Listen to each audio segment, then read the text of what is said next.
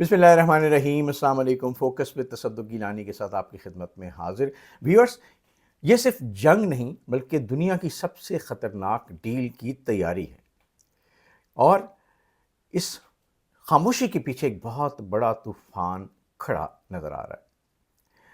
آج ہم آپ سے بات کریں گے کہ ایسے سیز فائر جو امن سے زیادہ اسٹریٹجک گیم لگ رہا ہے۔ ویورز، رائٹرز اور گارجین کے مطابق امریکی صدر ڈونلڈ ٹرمپ نے ایران کے ساتھ سیز فائر کو غیر معینہ مدت تک بڑھا دیا۔ اس معاملے میں بہت ساری، آپ کو پتہ ہے آج کل کا دور، یہ اسپیشلی یہ جنگ اس طرح کی ہے کہ ہر گھنٹے میں ایک مختلف خبر آتی ہے۔ کل پریزیڈنٹ ٹرمپ کے حوالے سے خبر آئی کہ جمعے کو مذاکرات ہوں گے، آج اس کی تردید ہو گئی۔ تو یہ معاملات اس طرح ہیں کہ کوئی خبر بھی سورسز سے، رائٹ سورسز سے بھی، وہ اگلے لمحے یا غلط ثابت ہوتی ہے یا تبدیل ہو جاتی ہے۔ تو اس صورتحال میں چیزوں کو پریڈکٹ کرنا اتنا آسان نہیں، لیکن اس کا اگر تجزیہ کیا جائے، ان کو ڈاٹس کو ملایا جائے تو بہت ساری باتیں سمجھ آ جاتی ہیں۔ یہی آپ کے سامنے میں رکھنے کی کوشش کرتا ہوں۔ تو حیران کن بات اس ساری صورتحال میں یہ ہے کہ ایران نے اس توسیع کو باضابطہ طور پہ قبول نہیں کیا، اور انہوں نے یہ کہا ہے کہ اگر بلاکٹ جاری ہے، اس کا مطلب ہے جنگ بندی کی خلاف ورزی ہو رہی ہے۔ امریکہ نے حملے روک لیے لیکن نیول بلاکٹ اسی طرح جاری ہے، یعنی جو ایران کی بندرگاہیں ہیں ان کو بلاک کیا ہوا ہے۔ یہی وہ تضاد ہے جو اس سیز فائر کو مشکوک بنا۔ اب اصل تنازع الجزیرہ اور بلومبرگ کی رپورٹس کے مطابق ایران نے آبنائے ہرمز پر کنٹرول کو مزید سخت کر دیا اور 2 عالمی جہاز بھی قبضے میں لے لیے، اور اس حوالے سے امریکہ نے بھی ایشین جو واٹرز ہیں ان کے اندر ایران کے 3 تیل بردار جہازوں کو انٹرسیپٹ کیا ہے۔ تو یہ ایک قسم کی بحری جنگ چل رہی ہے ابھی تک، اور اس وقت پھر عالمی مارکیٹ میں تیل کی قیمت پھر $100 کے قریب پہنچ گئی ہے، اس سے اوپر جانے والی ہے۔ یہ وہ مقام ہے جہاں دنیا کا 20% تیل گزرتا ہے، یہ سب آپ اب جانتے ہیں اچھی طرح سے۔ سوال یہ ہے کہ یہ سیز فائر واقعی امن ہے یا گلوبل پریشر بنانے کا ایک حربہ ہے؟ دوسرا راؤنڈ آف پیس ٹاکس، اس سے ہماری کیا توقعات ہیں؟ اس حوالے سے اگر بی بی سی اور نیو یارک ٹائم کی رپورٹس کو دیکھیں تو پاکستان میں دوسرا راؤنڈ متوقع ہے، اس کی تیاریاں ہیں، ہر چیز بالکل، وہ کہتے ہیں table is set for the talks, مگر ایران نے شرائط رکھی ہوئی ہیں، اور شرائط میں ہے کہ سب سے پہلے بلاکٹ ختم کیا جائے، سب سے پہلے جو ایرانی بندرگاہیں ہیں ان کو جو بلاک کیا ہوا ہے یو ایس نیوی نے، اس کو ختم کیا جائے تو پھر بات ہوگی۔ دوسری طرف امریکہ نے کہا کہ بلاکٹ تب ختم ہوگا جب ایران کے ساتھ کسی معاہدے پہ دستخط ہوں گے۔ تو یہ ایک بہت بڑا، دیکھا جائے تو ڈیل بریکر اس وقت ثابت ہو رہا ہے، اور پاکستان اس کے باوجود سٹرگل کر رہا ہے کہ کسی طرح سے ان معاملات کو سلجھایا جائے اور بات چیت کو ممکن بنایا جائے۔ اب امریکہ چاہتا ہے کہ ایران اپنے نیوکلیئر پروگرام کو ختم کر دے، محدود کرنا تو دور کی بات، تقریباً ختم کر دے، یا 20 سال تک اس کو بالکل چھیڑے بھی نہ۔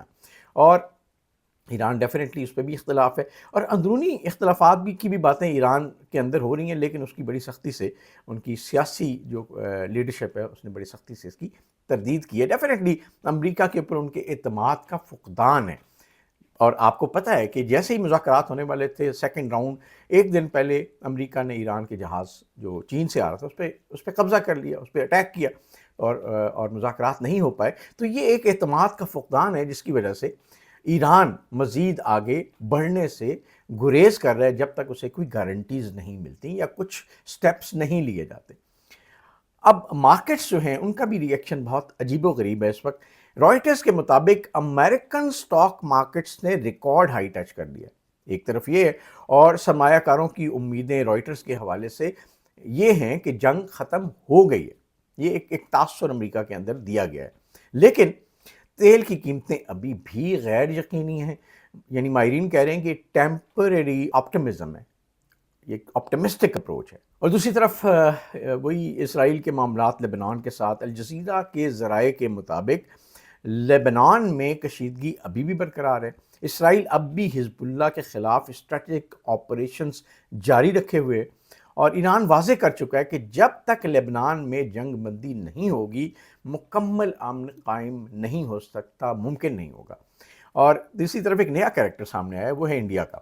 انڈیا نے عرب دنیا کو کسی طرح کہا جاتا ہے کہ بھڑکانے کی سازش کی ہے. یعنی علاقائی تجزیہ کاروں کے مطابق بھارت نے اس صورتحال کو استعمال کرتے ہوئے ایران کے خلاف عرب بلاک کو متحرک کرنے کی کوشش کی ہے.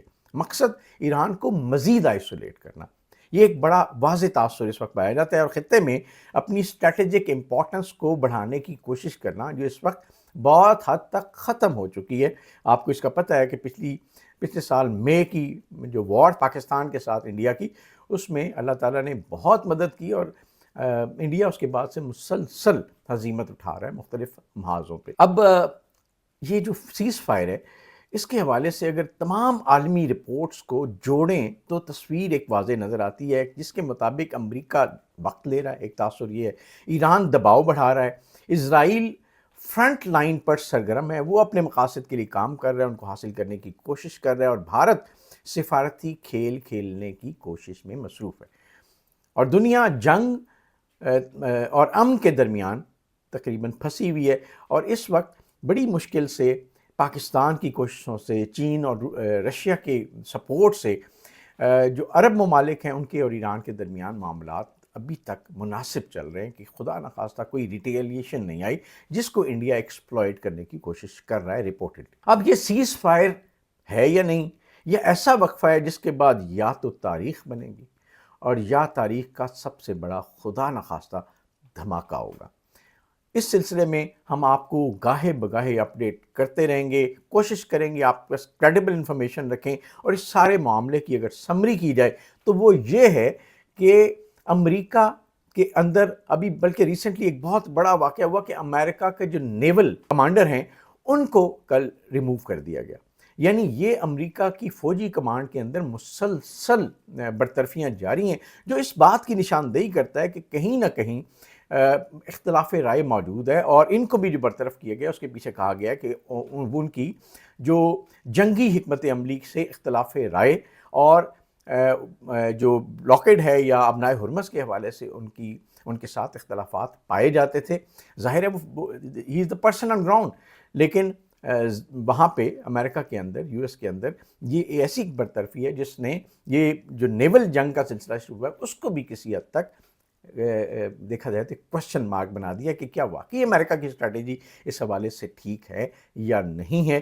اور یہی ساری جو مسٹرسٹ ہیں یا ایسی باتیں ہیں جس کی وجہ سے مذاکرات قریب آتے آتے اچانک پھر وہ معاملات ادھر ادھر ہو جاتے ہیں. پاکستان کی بھرپور کوششوں کے باوجود ابھی بھی اس مسٹرسٹ کی وجہ سے اور اس طرح کے ایکشنز کی وجہ سے اور مختلف بیانات جو پریزیڈنٹ ٹرمپ کی طرف سے آتے ہیں اور بعض اوقات ایران کی طرف سے بھی آتے ہیں، ان کی وجہ سے یعنی وہ جواب کے طور پہ آتے ہیں، اس کی وجہ سے پورے کا پورا معاملہ الجھا ہوا نظر آتا ہے، اور یہ چند گھنٹوں کے وقفے سے دوبارہ سے صورتحال تبدیل ہو جاتی ہے.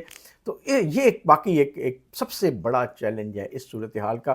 اب دیکھنا یہ ہے کہ واقعی پاکستان اپنی کوششوں میں کامیاب ہو کے مذاکرات کی ٹیبل پہ سب کو بٹھا سکتا ہے تاکہ یہ خطہ اور یہ دنیا امن اس کا بحال ہو، اور جو اس وقت گلوبل ایک ریسیشن آ رہی ہے اکانومی کے اندر اس کو مینیج اور کنٹرول کیا جا سکے، یا خدا نخواستہ نتن یاہو کے دباؤ اور اسرائیل کے دباؤ کی وجہ سے جو امریکہ کے اندر پولیٹیکل ٹرموائل اس وقت آیا ہوا ہے اور اختلاف رائے ہے، اور جس کی وجہ سے ایسے ایکشن لیے جا رہے ہیں جو کہ اس جنگ کو ختم نہیں ہونے دے رہے.